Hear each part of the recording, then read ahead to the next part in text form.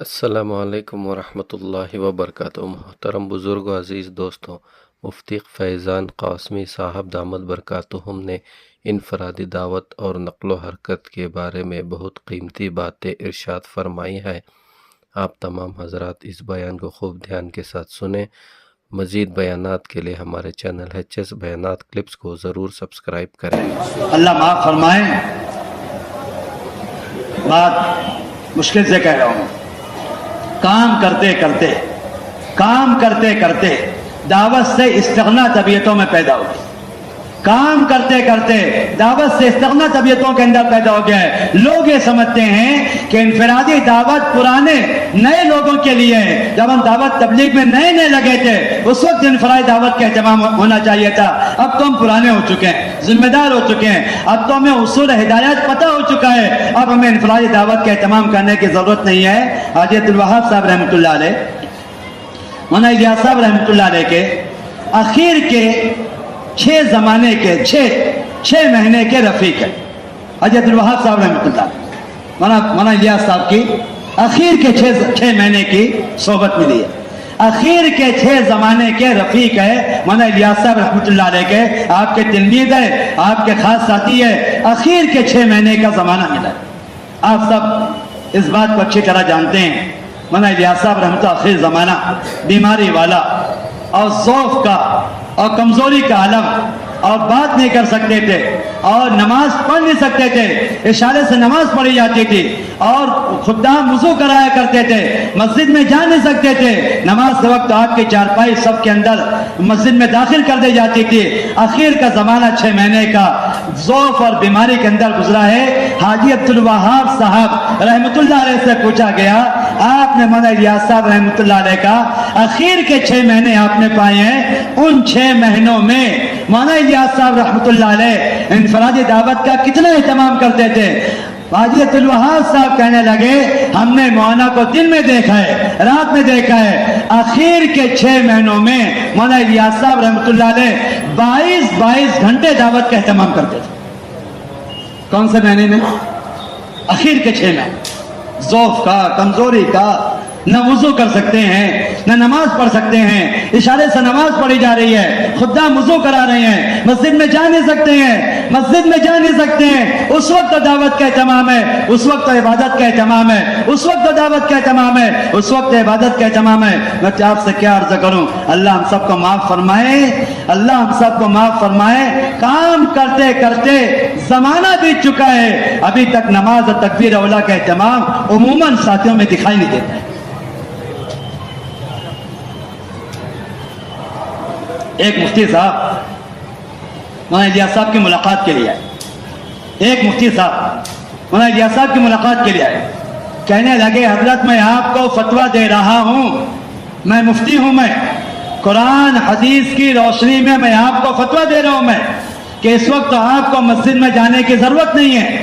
آپ ایسے بیمار ہیں کہ مسجد کی حاضری آپ سے ساقط ہو چکی ہے، آپ ایسے بیمار ہیں کہ مسجد کی حاضری آپ سے ساقط ہو چکی ہے، اگر آپ مسجد نہ جائیں تو کوئی حرج کی بات نہیں ہے۔ مولانا الیاس صاحب رحمۃ اللہ علیہ مفتی صاحب کی بات سن کر کہنے لگے، مفتی صاحب آپ کیا چاہتے ہو کہ میں مرتے مرتے منافق بن کے مروں؟ میں آپ یہ چاہتے ہو میں مرتے مرتے منافق بن کے مروں؟ میں ساری زندگی تو مسلمان بن کے زندہ رہوں اور مرتے مرتے منافق بن کے مروں؟ اخیر کے 6 زمانہ ہے، 6 مہینہ اخیر کا زمانہ۔ حاجی عبدالوہاب صاحب رحمۃ اللہ علیہ فرما رہے کہ ہم نے دن میں دیکھا ہے، رات میں دیکھا ہے، اس بیماری اور ضعف کے زمانے میں مولانا الیاس صاحب رحمۃ اللہ علیہ 22 گھنٹے دعوت کا اہتمام کیا کرتے تھے۔ میرے دوستوں بزرگوں، میں آپ سے عرض کرتا ہوں، میں بات بری لگے معاف کر دینا، دعوت سے بے نیازی ہدایت سے بے نیازی، دعوت سے بے نیازی ہدایت سے بے نیازی۔ جو دعوت سے بے نیاز ہے وہ حقیقت میں اپنی ہدایت سے بے نیاز ہے، جو دعوت سے بے نیاز ہے وہ حقیقت میں اپنی ہدایت سے بے نیاز ہے۔ اس لیے ہم سب کو اس کا اہتمام کرنا چاہیے کہ انفرادی دعوت اپنی زندگی میں ایسا لازمی جز بن جاوے کہ جب تک اعمال دعوت کا اہتمام نہ ہو ہمیں کھانے پینے میں مزہ نہ آئے۔ پھر میرے دوستوں، مجھے ایک بات عرض کرنا، دعوت کا خروج کے بغیر، نفر کے بغیر دعوت کا کوئی تصور ہی نہیں ہے۔ नफर के बगैर, खरूज के बगैर दावत का कोई तस्वुर ही नहीं है। जो काम करने वाले साथी खरूज का एहतमाम नहीं करते हैं और जो मुसलमान खरूज का एहतमाम नहीं करता है, अच्छी तरह समझ ले उसका दावत से कोई ताल्लुक नहीं है, वो दावत के एतबार से धोखे में पड़ा है। मौलाना अली मियां नदवी रहमतुल्लाह अलैह, मौलाना अली मियां नदवी रहमतुल्लाह अलैह फरमाते थे कि दावत और तबलीग की ये मेहनत आलमी सतह पर हिदायत का जो जरिया बनी है उसकी 3 बुनियादें। कितनी बुनियादें? तवज्जो से बात सुनो। मौलाना अली मियां नदवी रहमतुल्लाह अलैह फरमाते हैं दावत तबलीग की ये मेहनत आलमी सतह पर जो लोगों की हिदायत का जरिया बनी है उसकी 3 बुनियादें। पहली बात, इस मेहनत में नक्ल हरकत है, जुमूद नहीं है। क्या नहीं है? जुमूद नहीं है। मुझे माफ करना प्यारे भाइयों, जो पुराने जिम्मेदार साथी काम में लगे हुए अहबाब खरूज का एहतमाम नहीं करते हैं, अब वो समझते हैं कि हम मसाइल हल करने बैठे हैं। मसाइल हल नहीं कर रहे हैं, मसाइल बढ़ा रहे हैं। मज़ीद बयानात के लिए HS बयानात क्लिप्स को सब्सक्राइब करें। मसाइल के हल का कोई जरिया नहीं है सिवाय खरूज के। नबी करीम सल्लल्लाहु अलैहि वसल्लम का मामूल था, जब भी कोई मसला पेश आता था, जब भी कोई फितना रोनुमा होता था, नबी करीम सल्लल्लाहु अलैहि वसल्लम इतना थकाते थे साहबा को, इतना थकाते थे अल्लाह तबारक तआला के रास्ते में कि आपस में दूसरी बात के करने का मौका ही नहीं मिलता। एक बात साहबा के दरमियान खड़ी हो, एक बात साहबा के दरमियान आपस में इंतशार का सबब बन गई। अंसार और मुहाजिरीन के दरमियान आपस में इंतशार होने वाला था। आप अलैहिस्सलाम ने पूछा क्या बात है, फला बात पेश आई है। आपने कहा इसी वक्त तो चलो। आपने चलाया, पूरा दिन चलाया, पूरी रात चलाई, अगला दिन चलाया, अगली रात चलाई, पूरा दिन पूरी रात, पूरा दिन पूरी रात। उसके अगले दिन सख्त गर्मी के मौसम में साहबा चल रहे हैं और चलते चलते इतना थक गए कि सख्त गर्म जमीन पर ऊंटों से उतरने का मौका नहीं है, ऊंटों से गिरे हैं और सख्त गर्म रेत पर लेटते ही, जमीन पर गिरते ही लेट गए हैं। इतना चलाया अल्लाह के नबी सल्लल्लाहु अलैहि वसल्लम ने, सारा फितना खत्म कर दिया। फितने बैठकों से खत्म नहीं होते हैं, फितने बैठकों से खत्म नहीं होते हैं, फितने तदाबीर से खत्म नहीं होते हैं, फितने मीटिंगों से खत्म नहीं होते हैं, फितने नक्ल हरकत से खत्म होते हैं। दावत का कोई तस्वुर ही नहीं है सिवाय नक्ल हरकत के। मेरे दोस्तों बुजुर्गों, दावत का क़याम ही नक्ल हरकत, दावत का क़याम ही नक्ल हरकत। हर मुसलमान को उन आयात पर गौर करना चाहिए, उन हदीस का इस्तेज़ार करना चाहिए जिन आयात में अल्लाह तबारक तआला ने खरूज के छोड़ने पर मुसलमानों को धमकियां सुनाई है। उन वाक़यात को खूब तवज्जो से याद करना चाहिए जिन वाक़यात में अंबिया साहबा पे तंबीह की गई है, अंबिया साहबा पे तंबीह की गई है, या उन्हें अल्लाह के अज़ाब का खौफ हो रहा है, अल्लाह तबारक तआला के खरूज को और दावत के तकाज़ों को छोड़ने की वजह से उनको खौफ हो रहा है। उन वाक़यात पे गौर करना चाहिए ताकि मुसलमान को इसका इस्तेज़ार हो कि अल्लाह के रास्ते में निकलना कितना ज़रूरी है। अल्लाह अकबर। एक मरतबा साहबा के आपस में मशवरा हुआ, एक मरतबा साहबा के आपस में मशवरा हुआ है कि 6 महीने के लिए अल्लाह के रास्ते में नहीं निकले। कितने महीने के लिए? 6 महीने के लिए साहबा के आपस में मशवरा हुआ है।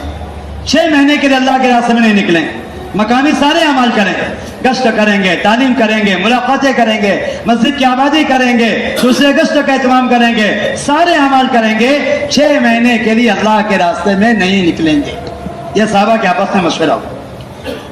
इधर मशवरा हुआ, उधर जिब्रील अलैहिस्सलाम तशरीफ लाए। वअनफ़िक़ू फ़ी सबीलिल्लाह वला तुल्क़ू बिअयदीकुम इला तहलुका। अल्लाह तबारक तआला इरशाद फरमा रहे हैं नबी अलैहिस्सलाम से, मुसलमानों से कह दीजिए कि अल्लाह के रास्ते में माल खर्च करते रहें, अल्लाह के रास्ते में माल खर्च करते रहें और घरों में बैठकर अपने आप को अपने हाथों हलाकत में न डालें। अल्लाह अकबर। 6 महीने का साहबा का اللہ کے راستے میں خروج کو پیچھے کرنا، اللہ پاک انہیں ہلاکت کہہ رہے ہیں۔ اس زمانے کا مسلمان طے کر چکا ہے مجھے اللہ کے راستے میں نکلنا ہی نہیں ہے۔ میرے دوستوں بزرگوں، اللہ نہ نکلنے والوں پہ کتنا ناراض ہو رہا ہے، کتنا ناراض۔ ترمذی شریف کی روایت ہے، ترمذی شریف کی روایت ہے، یحییٰ علیہ السلام کو حکم مل رہا ہے کہ بنی اسرائیل کو بیت المقدس میں جمع کریں، بنی اسرائیل کو بیت المقدس میں جمع کریں، اللہ کے ذکر کی، کفر شرک کو چھوڑنے کی، نماز روزہ زکوٰۃ ذکر تلاوت کے اہتمام کی دعوت ہے۔ یحییٰ علیہ السلام کو حکم ملا، 5 چیز کی تبلیغ کرنے کا یحییٰ علیہ السلام کو حکم ملا ہے کہ شرک سے باز رہیں اور نماز کا، روزے کا، زکوٰۃ کا، ذکر و تلاوت کا اہتمام کرے۔ 5 چیزوں کی تبلیغ کا حکم ملا ہے یحییٰ علیہ السلام کو۔ یحییٰ علیہ السلام کسی وجہ سے اس بات کو پورا کرنے میں پیچھے رہ گئے، یاد نہیں رہا، ذہن سے نکل گیا، بھول گئے۔ عیسیٰ علیہ السلام نے یاد دلایا، عیسیٰ علیہ السلام نے یاد دلایا کہ اے یحییٰ، اللہ تبارک تعالیٰ نے آپ کو 5 امور، 5 احکام کی تبلیغ کا حکم کیا ہے، آپ بھول گئے۔ اگر آپ مشغول ہیں، آپ نہیں جا سکتے، میں آپ کے بدلے چلا جاتا ہوں۔ میں یحییٰ علیہ السلام فرمانے لگے، سنو تو صحیح، ترمذی شریف کی روایت، یحییٰ علیہ السلام فرمانے لگے عیسیٰ علیہ السلام سے، اے عیسیٰ، اگر تم چلے گئے، میں نہیں گیا تو اللہ مجھے زمین میں دھسا دیں گے۔ کون کہہ رہے ہیں؟ یحییٰ علیہ السلام۔ ایک نبی کو 5 حکموں کی تبلیغ کا حکم ملا ہے، اس نبی سے ذرا سے تاخیر ہو رہی ہے، کتنا خوف ہے اللہ کے عذاب کا۔ فرما رہے ہیں کہ اے یحییٰ، اے عیسیٰ، اگر تم چلے گئے اور میں نے یہ کام نہیں کیا، اللہ مجھے زمین میں دھسا دیں گے۔ اللہ اکبر۔ جس نبی کو 5 احکام کی تبلیغ کا حکم ملا ہے، نہ کرنے پر اللہ کے عذاب کا یہ خوف ہے۔ جس امت کو پورے دین کی تبلیغ کا حکم ملا ہے، کنتم خیر امت اخرجت للناس، اگر ہم اس دعوت کا اور نفع فروش کا اہتمام نہیں کرے، پیارے بھائیوں، ہمارے اوپر اللہ کے عذاب کا کتنا خوف ہمیں ہونا چاہیے۔ میرے دوستوں بزرگوں، میں آپ سے کیا عرض کروں گا، دین کو قائم کرنے کا، دین کو قائم کرنے کا، امت کو جہالت سے نکالنے کا، ارتداد سے عبادت کا، امت کو فرائض سے مجتمع کرنے کا، امت کو فرائض سے مجتمع کرنے کا، ارتداد کو روکنے کا، جہالت سے نکالنے کا، امت کو فرائض پہ جمع کرنے کا، اور پوری دنیا کے اندر دین کو قائم کرنے کا کوئی ذریعہ نہیں ہے سوائے نفع و خروج کے۔ 4 باتیں میں آپ کے سامنے عرض کر رہا ہوں، 4 بنیادی مقاصد ہے نفع و خروج کے۔ اقامت دین 1، اخراج الامہ من الجہل 2، ابعاد الامہ من الارتداد، امت کے ارتداد سے بچانا 3، اور اجتماع الامہ الفرائض، پوری امت کو فرائض پہ مجتمع کرنا۔ 4 بنیادی فرائض ہے دعوت نفع و خروج کے۔ اگر نفع و خروج کا اہتمام نہیں ہوگا، امت فرائض پہ کبھی جمع نہیں ہو سکتی، امت فرائض پہ جمع نہیں ہو سکتی۔ اگر نفع و خروج کا اہتمام ہوا، نفع و خروج کا اہتمام ہوا، ایسی ہدایت اللہ تبارک تعالیٰ کی جانب سے نازل ہوگی جس کا تصور بھی نہیں ہو سکتا ہے۔ ابھی حبشہ کا اجتماع ہوا، اللہ کی شان، پوری دنیا کے اندر دعوت تبلیغ کی نسبت پر اتنا عظیم الشان اجتماع آج تک دنیا میں کبھی قائم نہیں ہوا ہے، ایسا عظیم الشان اجتماع۔ اللہ لا الہ الا اللہ۔ کیا بنیاد ہے اس اجتماع کی؟ اجتماع کے بعد ہم سب آپس میں بیٹھے، حضرت جی تشریف فرما، لوگوں نے وجوہات پیش کی، اس اجتماع کی کیا بنیاد ہے؟ اتنا عظیم الشان اجتماع اللہ نے کرا دیا۔ 91 ممالک کے لوگ ایک جگہ بیٹھے ہوئے، 91 ممالک کے لوگ ایک مجمع مرد، ایک پنڈال میں، ایک مجمع میں 91 ممالک کے لوگ بیٹھے ہیں۔ ہم لوگ مختلف حلقے والے بیٹھے ہیں، حبشہ کے اجتماع کے اندر 91 ملکوں کے لوگ بیٹھے ہوئے، الگ الگ زبان میں ترجمہ ہو رہا ہے۔ اللہ اکبر۔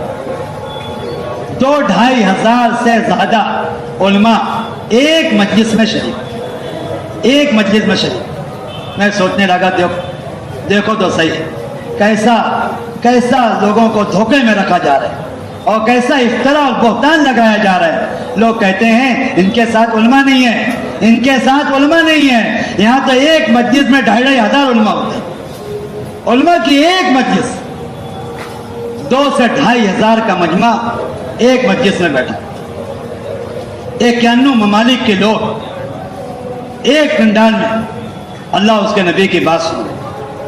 7-8 लाख से ज्यादा का मजमा, उमूमी मजमा, सारी मजलिसों के अंदर शरीक है। अल्लाह अकबर। 15,000 से ज्यादा बैरूनी मेहमान आए। 2-2.5-3 हजार से ज्यादा जमातों का खुरूज हुआ। 350 जमातें सिर्फ 4 महीने की बनी। 150 जमातें बैरून के रवाना हुई। 1700 जमातें चिल्ले की रवाना हुई। इतना जबरदस्त खुरूज अल्लाह के फजल करम से इज्तिमा से हुआ है। और क्या अर्ज करूं प्यारे भाइयों, मज़ीद बयानात के लिए HS बयानात क्लिप्स को सब्सक्राइब करें। तकरीबन 1 महीना पहले से हबशा की राजधानी अदीसा बाबा हर पीर जुमरात को, क्या बच्चा, क्या बूढ़ा, क्या मर्द, क्या औरत, पूरे राजधानी के अंदर कोई मुसलमान बच्चा या बूढ़ा ऐसा नहीं था जो बेरोजा। लाखों की तादाद में लोग रोजों का एहतमाम कर रहे हैं। और ऐसी इस्तिकामत मजमे के अंदर, ऐसी इस्तिकामत, तीनों दिन बारिश होती रही। पंडाल टूट गए, पर्दे फट गए, जमीन पानी से भरी हुई है, लेकिन एक आदमी जाने को तैयार नहीं। मैं आपसे एक बात अर्ज करूं। लोग समझते हैं इज्तिमा में बारिश हो जाना और इंतजाम नाकिस हो जाना। लोग समझते हैं इज्तिमा में बारिश हो जाना और इंतजाम नाकिस हो जाना ये इज्तिमा की नाकामी की अलामत है। मैं आपको मस्जिद में बैठ के अर्ज कर रहा हूं, मैं इंतजाम के नाकिस होने की वजह से इज्तिमा और दीन की मेहनत को नाकाम समझना ये मुनाफिकीन की सोच हुआ करती। इंतजाम इनका नाकिस है, पंडाल इनके टूट गए, पर्दे इनके फट गए, जमीन इनकी पानी से भरी हुई है। अब तो इनका इज्तिमा फेल हो गया और इनकी मेहनतें नाकाम हो गई है। अब इनकी बात चलने वाली नहीं है। ये सोच अल्लाह के नबी के जमाने में किसकी होती थी?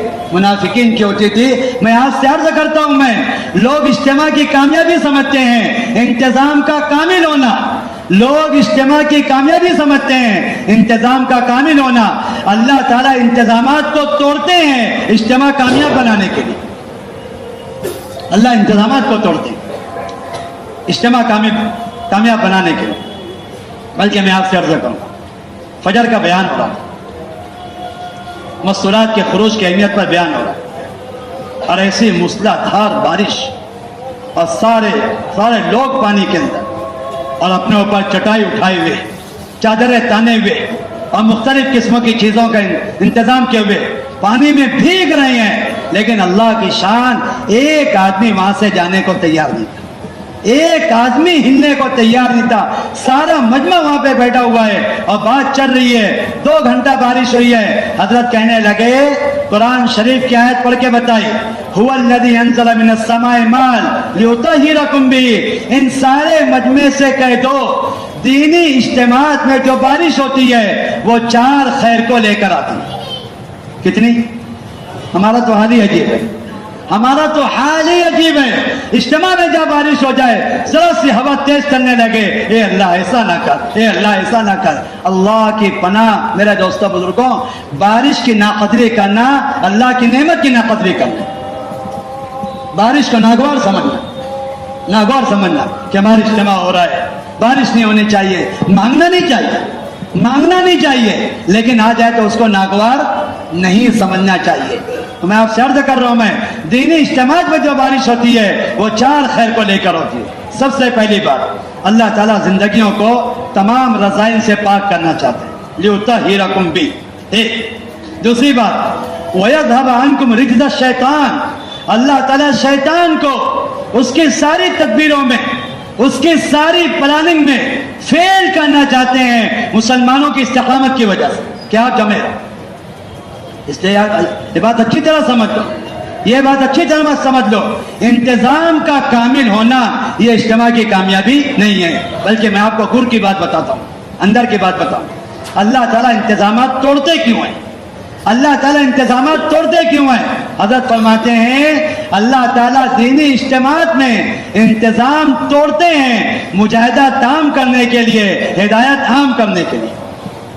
انتظام کیوں توڑتے ہیں؟ مجاہدہ تام کرنے کے لیے اور ہدایت کو عام کرنے کے لیے. کہ تمہارا مجاہدہ ناقص ہے, صبر کرو, برداشت کرو, تاکہ مجاہدہ تام ہو جائے, ہدایت عام ہو جائے. 4 خیر کو لے کر آتی ہے دینی اجتماعات کے اندر بارش, 4 خیر کو لے کر آتی ہے. نمبر 1, زندگیوں کو, مسلمانوں کی زندگیوں کو رذائل اور گندگیوں سے پاک کرنے کے لیے.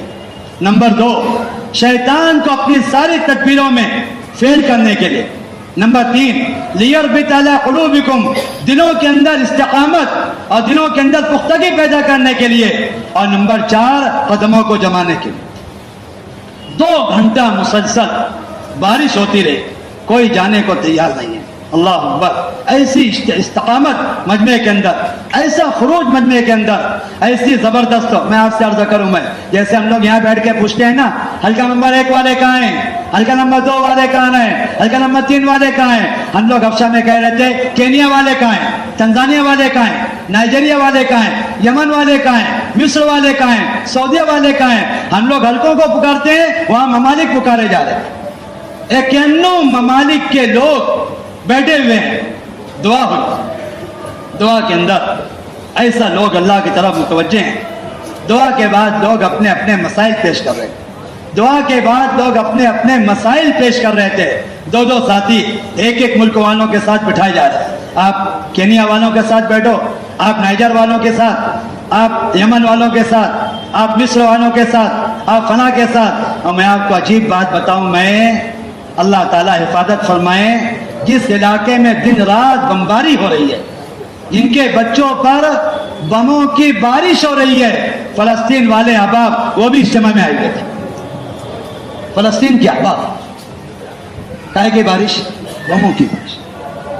اپنے بیوی بچوں کو اللہ کی ذات پہ اعتماد کر کے چھوڑ کر, اللہ اکبر, دین کی محبت میں اور دعوت کی محبت میں, اور ایک اشارے پر, ابھی تو پیسہ دے کے لوگ نہیں مل رہے ہیں, ایک اشارے پر ایک دعوت دی گئی کہ عالمی اجتماع ہے اور آپ سب کو یہاں پہ شریک ہونا ہے.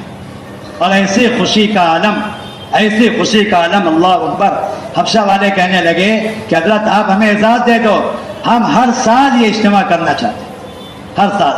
حضرت کہنے لگے ہر سال نہیں, ہر دوسرے سال, ہر 2 سال کے بعد, ہر 2 سال کے بعد, ہر تیسرے سال پہ یہ اجتماع ہوگا اور ساری دنیا کے لوگ اس میں شریک ہوں گے. 2 ساتھی ملک والوں کے ساتھ بٹھائے جاتے تھے, ان کے مسائل سنتے تھے اور ان کے مسائل حضرت کے سامنے پیش کرتے تھے. میں آپ سے مسجد میں بیٹھ کے عرض کر رہا ہوں, کیا دنیا کے اندر اتنا بڑا کوئی قاضی, اتنا بڑا کوئی جج, اتنا بڑا کوئی حاکم ہوگا؟ 100 ممالک کے لوگ جس کے پاس آ کر اپنے مسائل پیش کر رہے ہیں. ایک دروازے سے لوگ داخل ہوتے تھے, کینیا والے آ جائیں, وہ اپنا مسئلہ پیش کرتے تھے, ہر اس میں فیصلہ کرتے تھے, دوسرے دروازے نکلتے تھے. ایسے مطمئن ہو کر, ایسا خوش ہو کر, ایسی چہروں پہ بشاشت, ایسا اطمینان و سکون, ایسے ایک دوسرے کو مبارکباد دیتے ہوئے یہ کہہ رہے تھے کہ فیصلہ وہ ہوا جو ہم چاہتے تھے. یہ کہہ رہے تھے وہ فیصلہ جو ہم چاہتے ہیں. اللہ اکبر, لا الہ الا اللہ. ایسے مقبولیت. میں تو اس پہ عرض کر رہا ہوں, میں اس اجتماع کی کامیابی کی بنیاد کیا ہے اور مبشرات.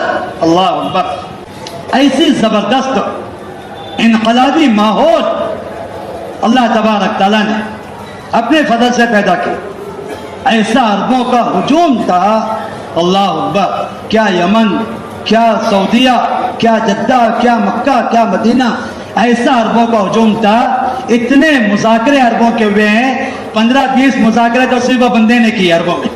اتنے مذاکرے, اتنا مطمئن عرب. اس کی بنیاد کیا ہے؟ میں تو اس پہ عرض کر رہا تھا, اس کی کیا بنیاد ہے؟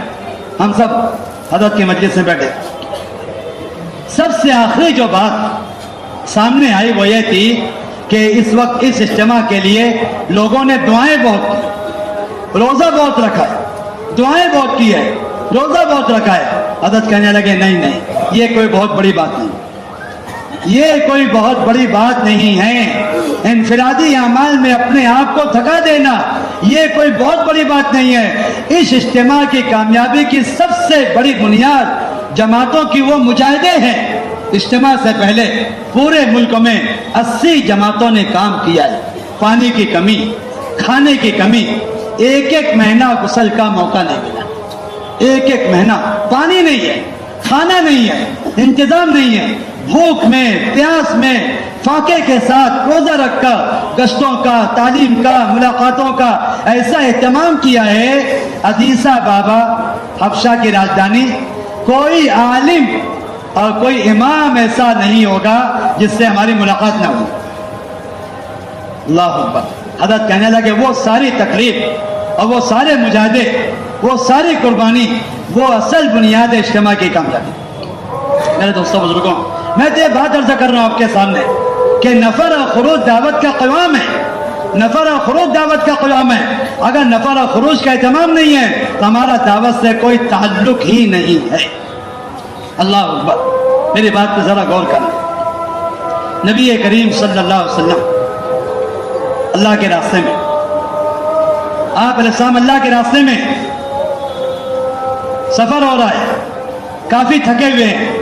آپ نے حضرت بلال رضی اللہ تعالیٰ عنہ کو ذمہ دار بنایا کہ آپ بیدار رہو اور ہم سب کو، آپ صبح صادق ہوتے ہی ہم سب کو بیدار کر دیں۔ توجہ سے بات سننا، ایک اہم بات میں آپ کے سامنے رکھنا چاہتا ہوں۔ آپ نے بلال سے فرمایا کہ صبح صادق ہوتے ہی ہم سب کو بیدار کر دینا۔ حضرت بلال رضی اللہ تعالیٰ ایک درخت سے ٹیک لگا کر بالکل اس طرف جہاں صبح صادق طلوع ہونے والی ہے، ٹکٹکی لگا کر اس سے دیکھ رہے ہیں اور متوجہ اس کی طرف۔ اللہ کی شان، سب سو گئے، حضرت بلال بھی سو گئے، حضرت بلال بھی سو گئے۔ سب سے پہلے آپ صلی اللہ علیہ وسلم کی آنکھ کھلی ہے جب سورج کی تپش، سورج انتہائی اوپر آ چکا ہے اور سورج کی گرمی سے لوگ پریشان ہو رہے ہیں، اس وقت اللہ کے نبی کی آنکھ کھلی ہے۔ آپ علیہ السلام بیدار ہوئے، آپ نے سب کو اٹھایا، نماز قضا ہو گئی ہے۔ آپ نے کہا جلدی چلو یہاں سے، نماز یہاں قضا نہیں کرنا، نماز یہاں قضا نہیں کرنا، جلدی چلو یہاں سے۔ نماز وہاں کیوں نہیں قضا کرائی؟ نماز وہاں کیوں نہیں قضا کرائی؟ امام شافعی رحمت اللہ علیہ فرماتے ہیں، امام شافعی رحمت اللہ علیہ فرماتے ہیں کہ شیاطین کا اثر تھا اس جگہ پر، شیاطین کا اثر تھا اس جگہ پر، اس لیے اللہ کے نبی نے وہاں نماز قضا نہیں کرائی کہ شیاطین کے اثر کی وجہ سے نماز ضائع ہوئی ہے، یہاں شیاطین کا تسلط ہے، سب کے سب یہاں سے چلو۔ آپ اسلام کافی دور چلے گئے اور کافی دور جانے کے بعد اللہ کے نبی نماز قضا فرمائی ہے۔ میری بات پہ غور کرنا پیارے بھائیوں، اللہ کے نبی کی ایک مرتبہ، صحابہ کی ایک مرتبہ نماز قضا ہوئی ہے، اللہ کے نبی فرما رہے ہیں یہاں شیاطین کا تسلط ہے، یہاں شیاطین کا اثر ہے۔ مسلمانوں کے محلے بے نمازیوں سے بھرے ہوئے ہیں، مسلمانوں کے محلے بے نمازی سے بھرے ہوئے۔ کتنا شیاطین کا اثر ہوگا اور کتنا شیاطین کا تسلط ہوگا ایسے ظلماتی ماحول میں اور ایسے منکرات کے ماحول میں اور ایسے شیاطین کے تسلط میں رہتے ہوئے مسلمان اللہ کے دین پہ کیسے چل سکتا ہے؟ اللہ کے نافرمانی و گناہ سے کیسے بچ سکتا ہے اگر خروج کا اہتمام ہے؟ اس لیے میرے دوستوں بزرگوں، اچھی طرح بات سمجھنا چاہیے، خروج کا اہتمام نہ کرنا یہی دین کو ضائع کرنا، خروج کا اہتمام نہ کرنا یہی دین کو ضائع کرنا ہے۔ اس لیے نبی کریم صلی اللہ علیہ وسلم نے کسی بھی آزار میں، کسی بھی عذر میں، کسی بھی تکلیف میں، کسی بھی پریشانی کے اندر صحابہ کو اللہ کے راستے کے خروج چھوڑنے کی اجازت نہیں دی ہے، بلکہ ایک مرتبہ اگر خروج چھوٹا ہے تو نبی کریم صلی اللہ علیہ وسلم نے ایسے تنبیہ فرمائی ہے جیسے تنبیہ کسی بڑے سے بڑے گنہگار کو، کسی بڑے سے بڑے کبیرہ کرنے والے کو اس کے گناہ کبیرہ کا ارتکاب کرنے پر ایسی تنبیہ نہیں ہوئی ہے جیسے تنبیہ ایک مرتبہ اللہ کے راستے میں نہ نکلنے پر ہوئی ہے۔ کیا بات ہے؟ قیامت تک آنے والے مسلمان سمجھ لے اللہ کے راستے میں نکلنا کتنا ضروری ہے۔ اب ایک بات اور سنو، اللہ کا فضل ہے، خروج کا اہتمام ہو رہا ہے, کسی نہ کسی درجے میں خروج کا اہتمام ہو رہا ہے, مگر ہمارے خروج پر ہدایت کا عمومی نزول کیوں نہیں ہو رہا ہے؟ خروج کا اہتمام ہو رہا ہے مگر ہمارے خروج پر ہدایت کا عمومی نزول کیوں نہیں ہو رہا ہے؟ اس کی چند بنیادی باتیں, توجہ سے بات سنو. سب سے پہلی بات ہے پیارے بھائیوں, سب سے پہلی بات ہے میرے پیارے بھائیوں, ہمارے ممبر سے اللہ کے راستے میں نہ نکلنے پر وہ کیا کیا وعیدیں ہیں, اللہ کے راستے میں نہ نکلنے پر کیا کیا وعیدیں ہیں, اور اللہ کے راستے میں خروج میں تاخیر کرنے پر کتنی تنبیہ ہوئی ہے صحابہ کو, اس کا تذکرہ ہمارے ممبر سے نہیں, اس کا تذکرہ ہمارے ممبر سے نہیں. لوگ صرف فضائل بیان کرتے ہیں, وعیدوں کا تذکرہ نہیں کرتے ہیں. توجہ سے بات سننا, فضائل سن کر شوق تو بڑھ سکتا ہے لیکن استقامت بغیر وعید کو سنے ہوئے حاصل نہیں ہو سکتی. مزید بیانات کے لیے HS بیانات کلپس کو سبسکرائب کریں. فضائل سن کر شوق تو بڑھ سکتا ہے لیکن استقامت کے لیے وعید چاہیے. نبی کریم صلی اللہ علیہ وسلم ایک دن کی تاخیر کرنے پر, ایک تھوڑی دیر کی تاخیر کرنے پر ایسی وعید ارشاد فرماتے تھے کہ صحابہ کبھی بھی ہمت نہیں کرتے تھے اللہ کے راستے میں نکلنے میں تاخیر ہو جائے. ابن رواحہ رضی اللہ تعالیٰ ایک مرتبہ اللہ کے راستے میں نکلنے میں پیچھے رہ گئے, ایک مرتبہ. کس کی وجہ سے؟ 4 فضیلتیں حاصل کرنے کی.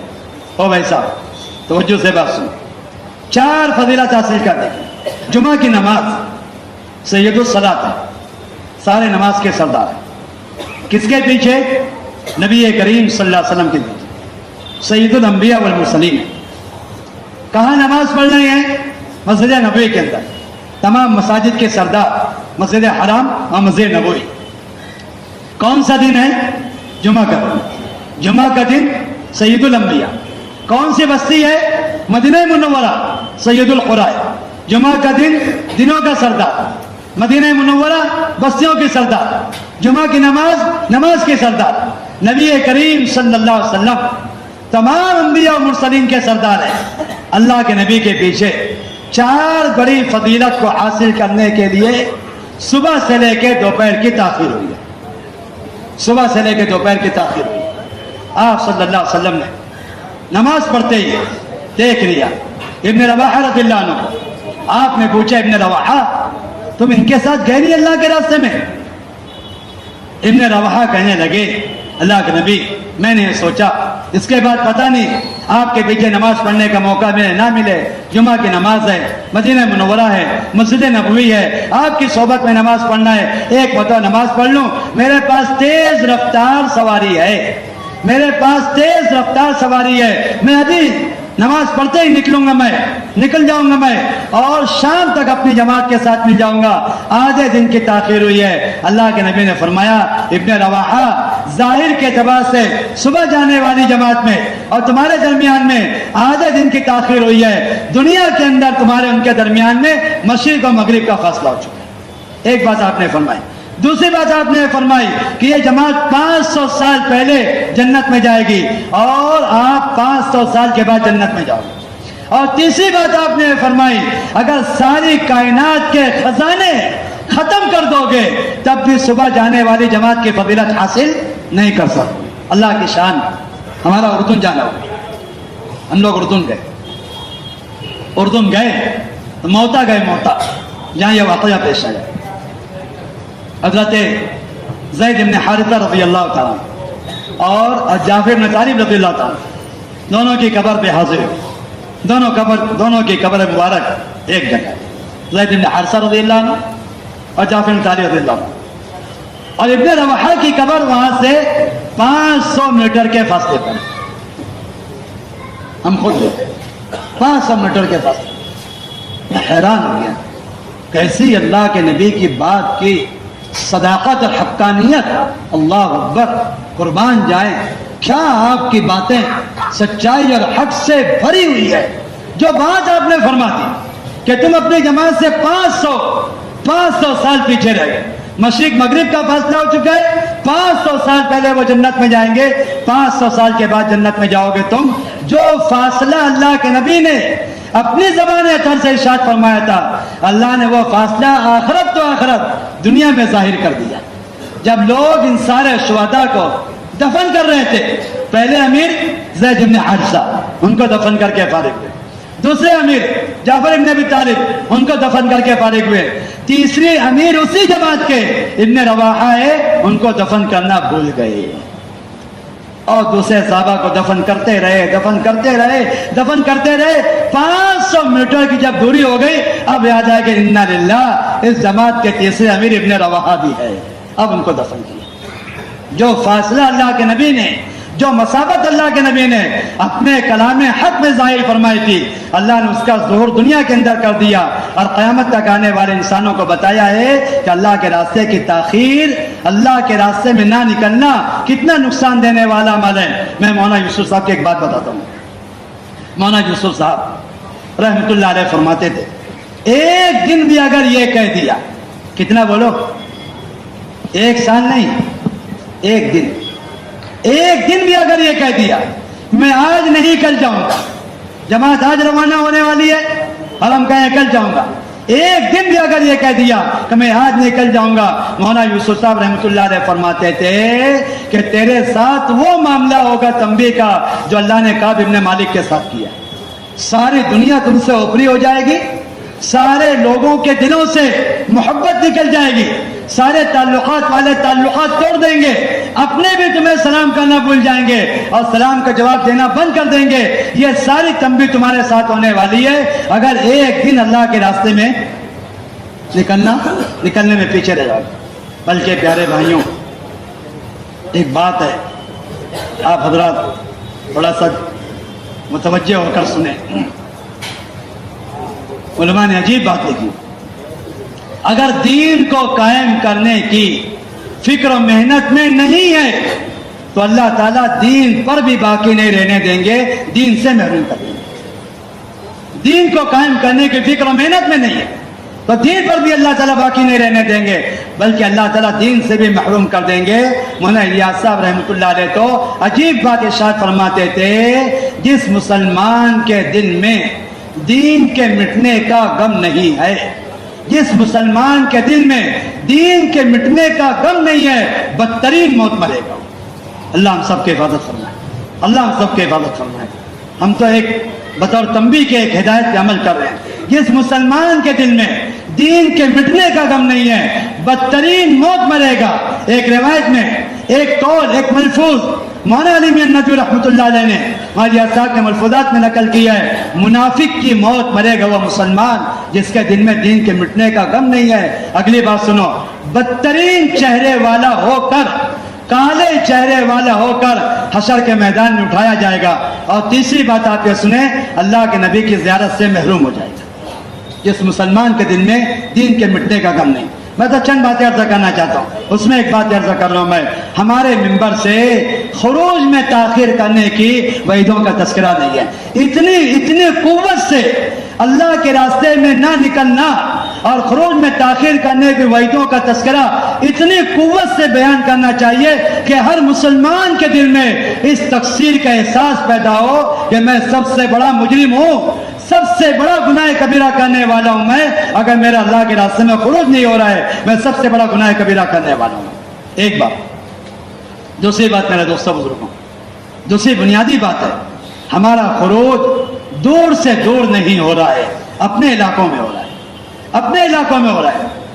جتنا دور جاؤ گے اللہ کے دین کو لے کر، جتنا دور جاؤ گے میرے دوستوں بزرگوں، اتنا اپنے کام میں استحکام پیدا ہوگا. اللہ کے دین کو لے کر جتنا دور جاؤ گے اتنا اپنے کام میں استحکام پیدا ہوگا، اور جتنا قریب اپنے علاقوں میں پھرو گے. میں کیا عرض کروں میرے دوستوں بزرگوں، دوسروں کی ہدایت کا ذریعہ کیا بنیں گے؟ ہم اپنی ہدایت سے محروم ہو جائیں گے. آپ مجھے بتاؤ تو صحیح، ہدایت کے لیے مجاہدہ شرط ہے. بھائی ادھر دیکھو، او بھائی ادھر دیکھو، میں بھی گھر ہی دیکھ رہا ہوں، آپ تو سن رہے ہیں، میں تو بولتے ہوئے دیکھ رہا ہوں. میں پریشان مت ہو میرے دوستوں بزرگوں. ہدایت کے لیے مجاہدہ شرط ہے. کیا شرط ہے بولو؟ مجاہدہ شرط ہے. والذین جاہدوا فینا لنہدینہم سبلنا. اپنی بستیوں میں پھرنے والے، اپنے حلقوں میں کام کرنے والے، اپنی گلیوں میں چلہ لگانے والے، اپنے علاقوں میں کام کرنے والے، سارے مجاہدے ختم ہو جاتے ہیں، ساری سہولتوں سے بھرا ہوا خروج ہے. ارے جب مجاہدہ ہی ختم ہو جائے گا تو ہدایت کا نزول کیسے ہوگا؟ نبی کریم صلی اللہ علیہ وسلم کا معمول تھا، ایسے دور سے دور اپنے صحابہ کو روانہ فرماتے تھے کہ ان کے قبروں کے نشانات بھی لوگوں کو معلوم نہ پڑے، ایسے دور سے اپنے صحابہ کو روانہ فرماتے تھے۔ دوسری بات سنو، تیسری بنیادی بات مجھے عرض کرنا ہے میرے دوستوں بزرگوں، محنت کا میدان مختصر کرو اور جماعتوں کے خروج کی مدت کم سے کم کرو۔ محنت کا میدان مختصر، ان 10 گھروں میں آپ سے جماعت بنانی ہے، ان 10 گھروں سے آپ کو جماعت بنانی ہے، ایک گھر کی آپ کو جماعت بنانی ہے، ایک خاندان کو آپ کی جماعت بنانی ہے۔ اب تو اللہ معاف فرمائے، ہم محنت کا دائرہ وسیع سے وسیع کرتے چلے جا رہے ہیں، پورے حلقے سے ایک جماعت چاہیے۔ اچھا جی، جب آپ پورے حلقے سے ایک جماعت مانگو گے 2 نقصان ہو۔ پہلا نقصان، امت کی اکثریت آپ کے نگاہ سے اوجھل ہو جائے گی۔ بولو بھائی، پورے حلقے سے کتنی جماعت چاہیے؟ ایک جماعت۔ ایک جماعت میں کتنے آدمی؟